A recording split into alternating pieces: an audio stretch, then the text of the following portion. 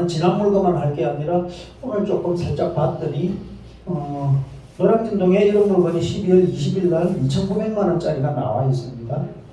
2,900만 원짜리가 나와 있는데 물건을 봤더니 좀 난이도가 좀 있어 보이더라고요. 노량진 3구역에 현재 노량진 3구역은 프리미엄이 지금 재개발 프리미엄이 지금 8억입니다. 8억에서 9억 정도 되어 있고 땅은 국유지에 동작 9층 소유로 되어 있고 건물만 경매로 나왔는데 공유물 분할로 해가지고 나와 있는 경매인데 지분권자들이 바닥기질 해갖고 장난을 좀 해놨어요.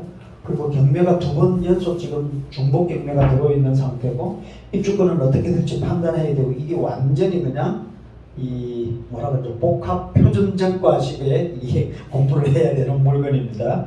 어쨌든 키맨을 찾아가지고 해결할 수 있는 방법이 되고 저것을 내가 가져와가지고 좋은 결과가 된다면 뭐 1억에 가져오더라도 혹은 1억 5천에 혹은 저걸 가져오더라도 혹은 뭐 한 3억 정도까지를 가져오더라도 프리미엄이 8억이에요. 8억이에요. 보이는 만큼 투자를 할 수 있는데 그만큼 위험이 있겠죠. 그죠? 위험이 있으면 그 위험을 상쇄시키기 위해서 사전조사해야 되는 부분이 철저하게 필요할 거라고 저는 생각을 하는 겁니다. 투자 시스템에 대해서 제가 꿈꾸는 시스템은 이렇습니다. 월요일은 휴식을 하고요. 화요일은 놀고요. 수요일은 또 힐링을 하고 싶어요. 목요일은 좀 자고 싶고 금요일은 저건 제가 잘 못합니다. 허리가 정신이 들었어요. 금요일은 이렇게 살면 사는 사람 우리는 뭐라 그럽니까? 미친놈이라 그러죠. 그죠?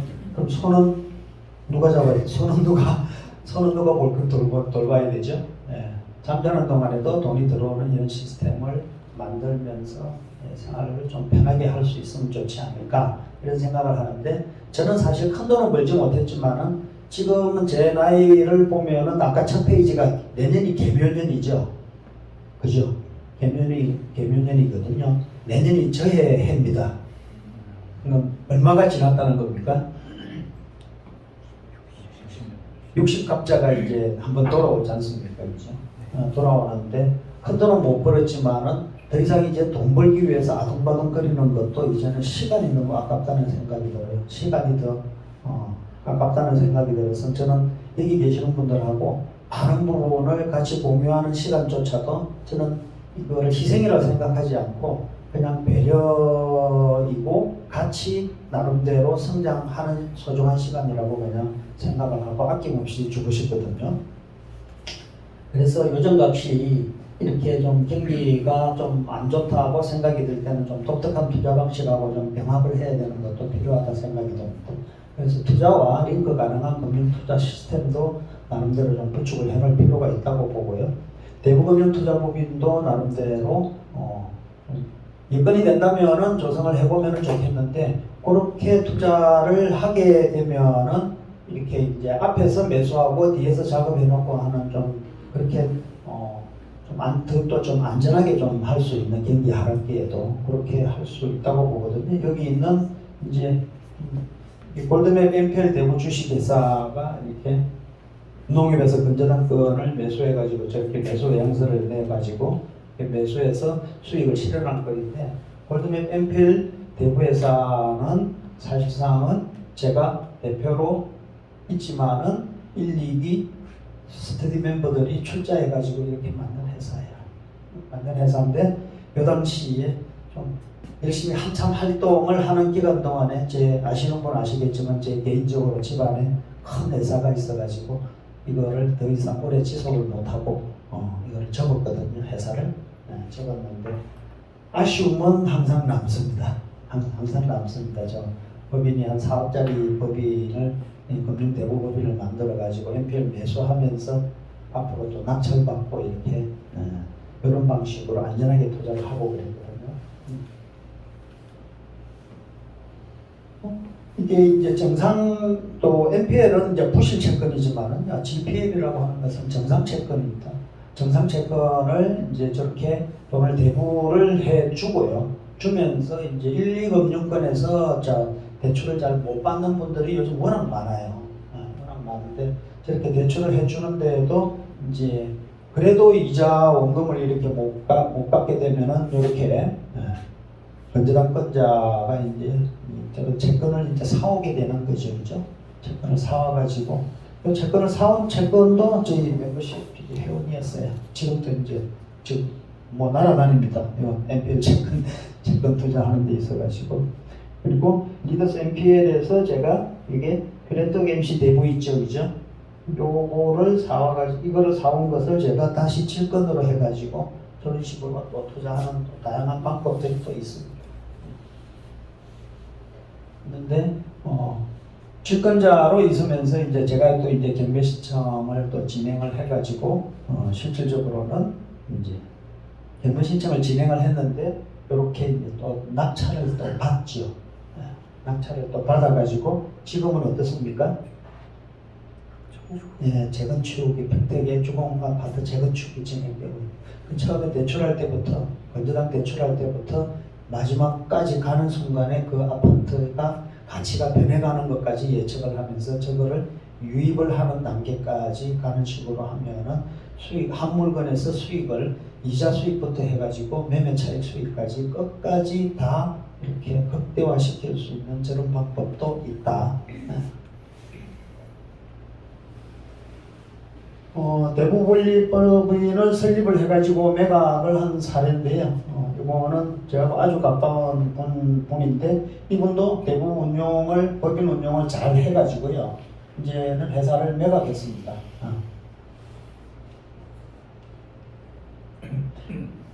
저를 매각했는데 자본금의 거의 한 몇 배 수준으로 해가지고 매각을 해갖고 저도 여기 설립할 때 다리만 조금 좀 끼었거든요.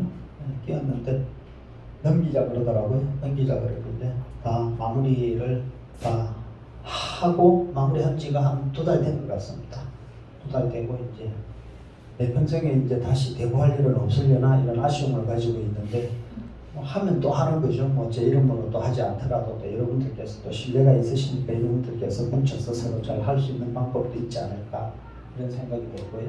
정리를 하자면은 하락기의 부동산 투자는 수익률보다는 하락기에 투자를 하는 것이 수익률보다는 수익 금액 측면에서는 훨씬 효율적인 투자다. 수익률이 높은 것보다는요 수익 금액이 높은 게 훨씬 저는 효율적인 투자라고 생각을 하거든요. 그래서 갭 투자도 보수적으로 재무적 투자, 아까 일본의 아파트 물건 사례에서 말씀드린 것처럼 보수적 재무 투자를 했을 때는 시간에서 견딜 수 있는, 시간에서 즐길 수 있는 그런 마인드가 필요할 거라고 생각이 들고 재건축 재개발 투자도 역시 최소 금액으로 세팅을 투자를 해놓으면은 입지 위주로 투자해 놓으면 가격이 내리더라도 시간 싸움에서 결국은 내가 이길 수 있는 가치 투자를 할 수 있습니다. 특수권리 투자, 제재 쪼개기 신축 투자 이게 무슨 말씀인지는 좀 아시는 분은 아시겠지만은 토지개발 투자 요 세 가지 유형의 투자는 경기에 상관없이 상시 투자가 가능한 분야가 아닌가 제 경험에 의하면 그렇게 가능할 거라고 저는 생각하고 있는 분야고요. 신축 분양 투자도 실질적으로는요 분양 시장이 안 좋더라도 빌라 분양 시장이 안 좋더라도 액션하는 타이밍만 잘 선택을 해두면은요 시장이 좋을 때까지 기다리면서 수익을 실현하는 방법으로 투자를 하는 것도 얼마든지 할 수 있다고 생각합니다. 어디까지나 이거는 자금의 문제인 것이지 수익을 낸다 못 낸다 부분은 큰 어려움은 있을 것 같지 않습니다. 그리고 NPL, GPL 투자 이거는 하락기에 일반 매수와 같이 적극적으로 활용을 하는 것이 좀 효과적인 투자 극대화 방법이다. 근본적으로는 투자에 대한 특급 비법은 없다. 단지 투자할 수 있는 물건을 정하는 데 있어 갖고 투자하는 사람의 마인드가 가장 중요하지 않은가 저는 그렇게 생각을 합니다. 혼자 가면 많이 들었던 얘기죠, 그죠? 그렇죠?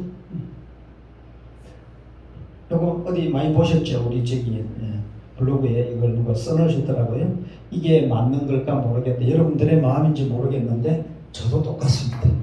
물건을 판단할 때 저도 내가 생각하고 있는 것이 틀릴 수도 있기 때문에 여러분들이 조사한 내용을 토대로 해가지고 이렇게 봤을 때는 저도 배우는 게 여전히 배우고 있거든요.